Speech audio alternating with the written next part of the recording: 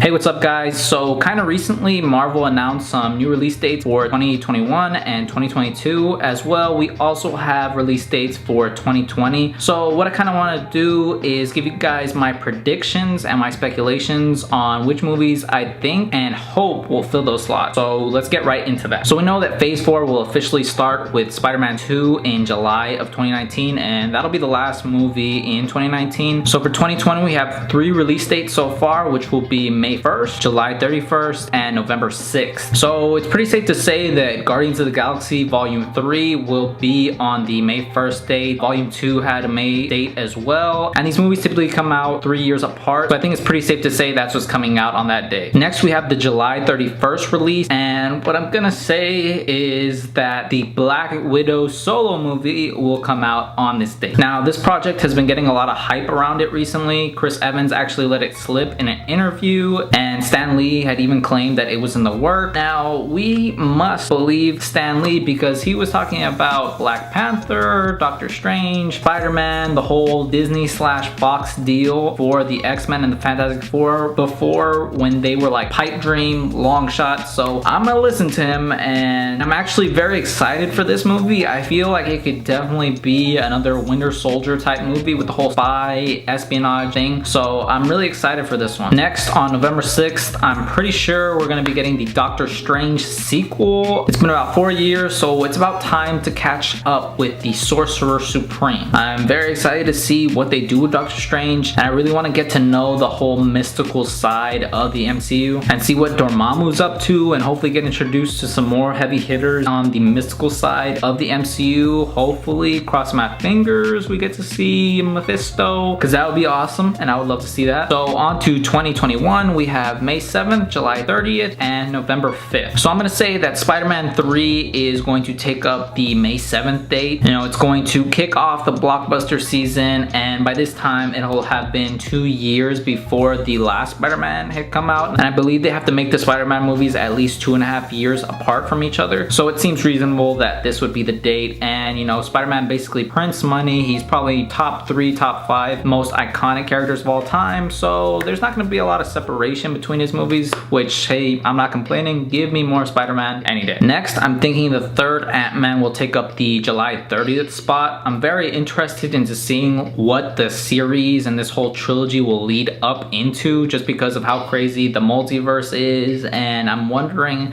exactly how they're gonna transition that character in the future. Like if somebody else will get the mantle, or if we'll see Wasp a little bit longer than we'll see Ant-Man, or you know, exactly what's gonna happen with that, because it is pretty popular. Now, the November 5th date is going to be a little tricky to call, just because I want to see a new title character added to the MCU. It does seem that the safest bet would be to place the Captain Marvel sequel on that date, but a new character like Nova could be introduced to add to the cosmic element that Marvel is looking for in Phase 4. But honestly, I think an awesome movie for that slot would be the Fantastic Four movie. Now, if the Disney/Fox deal does work out without a hitch, I'm willing to bet that Marvel is going to be working very hard on trying to integrate those characters from day one. And I would honestly love to see the first family before I see the X-Men, just because we never had an actual decent Fantastic Four movie, and I think that they really need to do those characters justice. And I think that the Fantastic Four could just lead into so many other things and can be tied to so many other characters like Black Panther, Spider-Man. They could introduce Namor and the Silver Surfer and the one and only Doctor Doom, guys. So my fingers will be crossed till then. And finally, going into 2022, we have February 18th, May 6th, and July 29th. So I'm pretty sure we'll be getting the Black Panther sequel on February